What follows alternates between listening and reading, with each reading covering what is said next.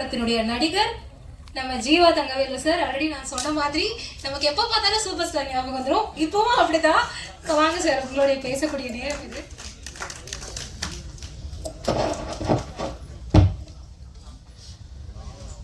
வருகை தந்திருக்கும் மதிப்புக்கும் மரியாதைக்கும் உரிய தயாரிப்பாளர் ராஜன் சார் அவர்களுக்கும், எங்கள்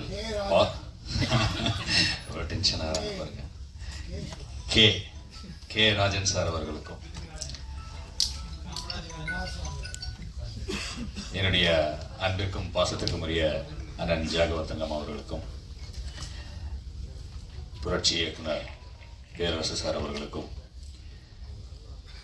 காதல் கந்தாஸ் மாஸ்டர் அவர்களுக்கும், இந்த படத்தின் நாயகன் ஆதவன் அவர்களுக்கும், தயாரிப்பாளர் அவங்களுக்கும், அண்டு படத்துடைய இயக்குனர் அவர்களுக்கும், என்னுடைய இனிய நண்பர் பாலு சார் அவர்களுக்கும். ஏன்னா அவர் தான் வந்து இந்த படம் ஸ்டார்ட் பண்ணி அவர் இந்த படம் ஒர்க் பண்ண ஆரம்பித்த டைம்லேருந்தே இந்த படத்தை பற்றின அப்டேட் எனக்கு சொல்லிட்டே இருப்பார். சார் இந்த படம் இங்கே ஷூட் போகிறோம், இந்த டைம் நாங்கள் ஆரம்பிக்கிறோம், இப்போ தான் ஒரு ஷெட்யூல் முடிச்சுட்டு வந்தோம், போஸ்ட் ப்ரொடக்ஷன் போயிட்டுருக்குன்னு எனக்கு லைவ் அப்டேட் அப்பப்போ கொடுத்துட்டே இருப்பாங்க பாலு சார். ஸோ அவர் மூலிமா தான் இந்த டீம் பற்றி எனக்கு தெரியும், ஹீரோ பற்றி எனக்கு தெரியும். படத்தில் ரொம்ப ஸ்மார்ட்டான ஒரு ஹீரோ சார்.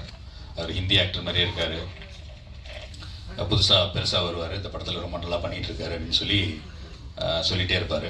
அவர் அடுத்து ஒரு படம் டைரக்ட் பண்ணும்போது கூட அவரையும் வச்சு ஒரு கதை ஒன்று பண்ணி வச்சு அவங்க வந்து சொல்லிட்டு இருந்தாங்க. இன்றைக்கி வந்திருக்கும் அத்தனை பத்திரிகை சகோதர சகோதரிகளும் இந்த நேரத்தில் பார்க்கறது ரொம்ப சந்தோஷமாக இருக்குது.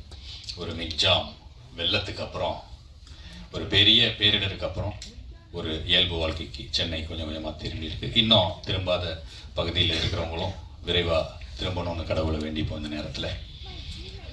அண்டு இந்த தலைப்பு பாய், எனக்கும் வந்து இஸ்லாமிய சகோதரர்களுக்கும் ஒரு நீண்ட நெடிய காலமான ஒரு இது இருந்துகிட்டே இருக்கும். அது எப்படின்னு சொன்னால், மேடைக்கு பேசுகிறதுக்காக இல்லை, நான் வந்து ஜாதி மதம் இதுக்கெல்லாம் கடந்து மனிதனாக பார்க்கணுன்ற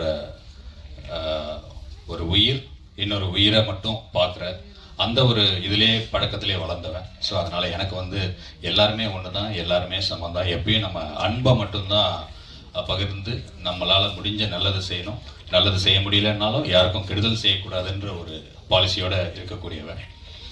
நான் வந்து காரைக்குடியில் பிறந்தவன். ஸோ காரைக்குடியில் எங்கள் ஏரியா பேர் வந்து அந்த காட்டுத்தலைவாசல், அந்த பள்ளிவாசல் சுவத்தில் தான் எங்களோட கடை வீடு பக்கத்தில், அது மாதிரி. ஸோ ஒவ்வொரு நாளும் தொழுகைக்கு போயிட்டு வரக்கூடிய அந்த இஸ்லாமிய சகோதரர்கள் நான் குழந்தையாக இருக்கும்போது என்னை தூக்கி கொஞ்சி அவங்க வந்து என்னை ப்ளஸ் பண்ணிட்டு தான் போவாங்க. தினந்தோறும் அங்கே ஒரு 100 பாய்கள் வந்தால் கூட என்னை வந்து தூக்கி கொஞ்சி அவ்வளோ பிரியமாக வச்சுருப்பாங்க.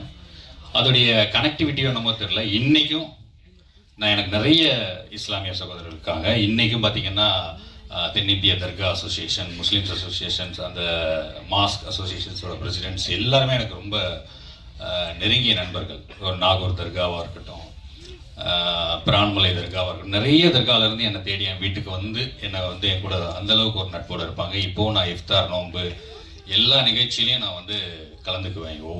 ஒவ்வொரு வாட்டியும் இந்த டைட்டில் சொன்னோடனே நான் வந்து அவர்கிட்ட டைரக்டர்கிட்ட கேட்டேன், சார் டைட்டில் வந்து நீங்கள் பாயின்னு வச்சுருக்கீங்க, ட்ரெய்லர் வேறு அவர் என்கிட்ட காமிச்சார். ஸோ காமிக்கும்போது ஏதாவது ஒரு கான்ட்ரவர்சி ஆயிடுச்சுன்னா நம்ம பதில் சொல்ல முடியாது சார், படம் வந்து எதுவும் கான்ட்ரவர்சி இல்லாத கரெக்டாக இருக்கா அப்படின்னாரு.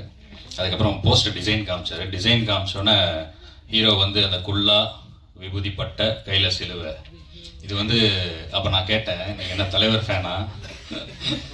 இது ஜக்குபாயோடைய இன்ஸ்பிரேஷன் மாதிரி இருக்கு, ஏன்னா ஜக்குபாய் படத்தில் அந்த போஸ்டர் லுக்கு வந்து அப்படி தான் இருக்கும் அப்படின்னு. ஆமாம் சார், நான் தலைவர் ஃபேன் தான் சார் அப்படின்னாரு. ஸோ இது ஒரு மத நல்லிணக்க படம் தான் சார், அதில் எந்த டவுட்டும் வேணாம், இதில் எந்த கான்ட்ரவர்சியும் டெஃபினட்டாக இருக்காது, எந்த சமூகத்தையும் நம்ம வந்து தவறாக சொல்லலை, மனிதநேயத்தை தான் நம்ம சொல்கிறோம் அப்படின்னு சொல்லி அவர் அஷூரன்ஸ் கொடுத்ததுக்கப்புறம் தான் நான் வரத்துக்கே ஒத்துக்கிட்டேன். ஏன்னா நம்ம வந்து நண்பர்கள் அப்படின்னு சொல்லிட்டு நம்ம ஃபங்க்ஷன் வந்து பேசிட்டு அது சேனலில் வரும்போது வேறு தலைப்பில் வருது, தேவையில்லாத கான்ட்ரவர்சியில் நம்மளும் மாட்டிக்கிறோம். ஏன்னா நிறைய பேர் வந்து முழு வீடியோவை பார்க்கறது இல்லை, அது ஸ்க்ரீன்ஷாட்டில் வரும்போதும் அது ஹெட்டிங்கை பார்த்துட்டு கமெண்ட்டை போட்டுக்கிட்டு ஏதோ ஒரு விஷயம் அப்படியே ஸ்ப்ரெட் ஆகிட்டே இருக்குது சோஷியல் மீடியாவுடைய அந்த ஒரு இம்பேக்ட். ஸோ அதனால் எதுவாக இருந்தாலும் நம்மளும் அதை கொஞ்சம் தீர விசாரித்து கேட்டுட்டு அதில் உள்ளே வர்றது அப்படின்றது இருக்கேன். ஏன்னா இந்த டெக்னாலஜியோடைய வளர்ச்சியில் சார் சொல்லும்போது ராஜன் சார் அவங்க ராஜன் சார் அவங்க சொல்லும்போது ராஜன் சார் அவங்க சொல்லும்போது அப்துல் கலாம் அவங்க வந்து எவ்வளவோ சேட்டலைட் எவ்வளவோ வந்து அணு ஆயுதங்கள்லாம் தயாரித்தப்போ ஏற்பட்ட சந்தோஷத்தை விட அந்த ஒரு குழந்தைக்கு கால் நடக்கிறதுக்காக செய்த அந்த கருவி தான் செஞ்சது தான் சந்தோஷம்னு சொன்னாங்களே, அதுதான் உண்மை. ஏன்னா இன்னைக்கு எவ்வளவோ நவீன விஞ்ஞானம் முன்னேறிட்டு இருக்கு, எவ்வளவோ நவீன விஞ்ஞானம் முன்னேறிட்டு இருக்கு. பட் வந்து இந்த உலகம் பூரா அதில் போர்க்கருவிகள் செய்யறதுக்கான யுக்திகளை தான் யோசிக்குது. உலக நாடுகள் நீங்கள் எல்லா நாட்டிலையும் பாருங்கள், உலகத்திலேயே மனித சமுதாயம் எதற்காக பணத்தை அதிகமாக செலவு செய்யுது அப்படின்னு சொன்னால் போர்க்கருவிகள், போர் விமானங்கள், அந்த இராணுவ தளவாடங்கள் இதெல்லாம் வாங்கிறதுக்காக தான் வந்து அவன் வந்து செய்கிறான். பட் ஒரு மனிதனுக்கு எது தேவை? உணவு, உடை, இருப்பிடம்.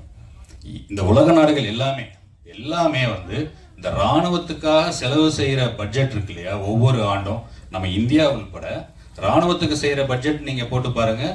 அண்டு மற்ற மனிதனுடைய அடிப்படை தேவையான கல்வி, மருத்துவம் இதுக்கு செய்கிற பட்ஜெட் பார்த்தீங்கன்னு சொன்னால் கண்டிப்பாக கம்மியாக தான் இருக்கும். ஏன்னு சொன்னால் அந்த காலத்தில் கல்வி அறிவு இல்லாத காலத்தில் மனுஷன் வந்து ஒருத்தன் அடிச்சுக்கிட்டு இடத்த பிடிக்கிறதுக்காக அவன் வந்து சண்டை செஞ்சுட்டு இருந்தான். இன்றைக்கி நமக்கு எஜுகேஷன் சிஸ்டம் இவ்வளோ அழகாக வளர்ந்துருக்கு, படிச்சிருக்கிறோம், பண்பட்டு இருக்கிறோம், மனிதர்கள் ஒவ்வொருத்தரை எவ்வளவோ வந்து அட்வான்ஸ் விஷயங்கள்லாம் வந்திருக்கு. இந்த அட்வான்ஸ் டெக்னாலஜி வச்சு மனுஷன் அழிக்கிறான்னு சொன்னால் அவனுக்கு அந்த அறிவு எதுக்கு, அந்த கல்வி எதுக்கு, அவன் எதுக்கு படிக்கிறான் அப்படின்ற யோசனைகள் தான் வருது. ஸோ நம்ம வந்து சக மனுஷனாக பார்த்து அவனோட நம்ம வந்து அன்பாக பழகிறது. அன்பே சிவம் ஏன் சொன்னாங்கன்னு சொன்னால் அது ஒன்று தான் வந்து உருவம் இல்லாதது. அன்புக்கு வந்து உருவமே கிடையாது. அதுக்கு வந்து எல்லா ஜீவனும் ஒன்று தான், எல்லா மனுஷனும் ஒன்று தான், எல்லாம் ஒன்று தான்றதை மட்டும் நம்ம வந்து ஒரு பாலிசியாக எடுத்துக்கிட்டு யாருக்கும் தீமை செய்யாமல் நன்மை மட்டுமே நினச்சி நம்ம எல்லாரும் வந்து ஒரு அடுத்த ஜென்ரேஷனுக்கு நாம் சொல்கிற விஷயம் நல்லதை மட்டுமே அதிகமாக சொல்லி கொடுத்து வளர்க்கணும் அப்படின்னு சொல்லி கேட்டு இந்த படம் ஒரு சரியான நேரத்தில் ரிலீஸ் ஆகி அது ஒரு சக்ஸஸ்ஃபுல்லாக வரணும் அப்படின்னு சொல்லி என்னுடைய வாழ்த்துக்கள். அண்ட் இன்னொன்று ஒரு சின்ன ஒரு ஐடியா தான் இது. இப்போ உட்காரும்போது யோசித்தேன். ஏன் சொன்னால் இப்போது நம்ம வந்து சம்மரில் தான் ஹாலிடேஸ் விடுறோம். அது வந்து வெள்ளைக்காரன் இருந்த பீரியடில் அவனுக்கு வெயில் ஒத்துக்காது, குளிர் கண்ட்ரியில் வாழ்ந்தான், இங்கே வந்தான் சம்மர் ஹாலிடேஸ்னு வச்சான். நம்மெல்லாம் வெயிலோடே உறவாடி வெயிலோடே வாழ்ந்து வந்த நமக்கு வந்து சம்மர் வந்து நம்மளை பெருசாக எந்த தொந்தரவும் பண்ண போகிறது கிடையாது. அதனால இந்த சம்மர் ஹாலிடேஸை அரசாங்கங்கள்லாம் சேர்ந்து அந்த மழை காலத்தில் லீவ் விட்டுட்டாங்கன்னு சொன்னால் அவங்கவுங்க சொந்த ஊருக்கு போயிடுவாங்க, வெள்ள பாதிப்பில் பெருசாக மாட்டாங்க. ஸோ நவம்பர் டிசம்பரில் நம்ம ஸ்கூல் வைக்கிறது, அப்புறம் அதுக்கு லீவ் வருது, பசங்களையும் டென்ஷனாக வச்சுக்கிறது, அவங்க நியூஸில் இந்த வானிலை அறிக்கை எப்போ வரணும், பசங்க எஜுகேஷன் அது பெருசாக பாதிக்குது. ஸோ நவம்பர் டிசம்பர் மழை வருதுன்றது கம்பல்சரி தெரிஞ்சு போச்சு. வெள்ளம் வருதுன்றது இனிமேல் வந்து தடுக்கவே முடியாது. நீங்கள் 4000 கோடி இல்லை 40,000 கோடி செலவு பண்ணாலும் அந்த தண்ணியெல்லாம் வெளியே போகாது. ஏன்னா எல்லாம் ஏரிக்குள்ளே கட்டியிருக்கிறோம், அது வந்து வெளியிலே போகாது. நம்மாழ்வார் ஐயா வந்து எப்பயோ சொல்லியிருக்காங்க, இது மாதிரி வந்து இனிமேல் வந்து காலநிலை மாற்றம் அதிகமாகிடுச்சு, பருவமழை வந்து இனிமேல் தப்பி போயிடுச்சு, வரப்போகிறது எல்லாமே புயல் மழை தான்.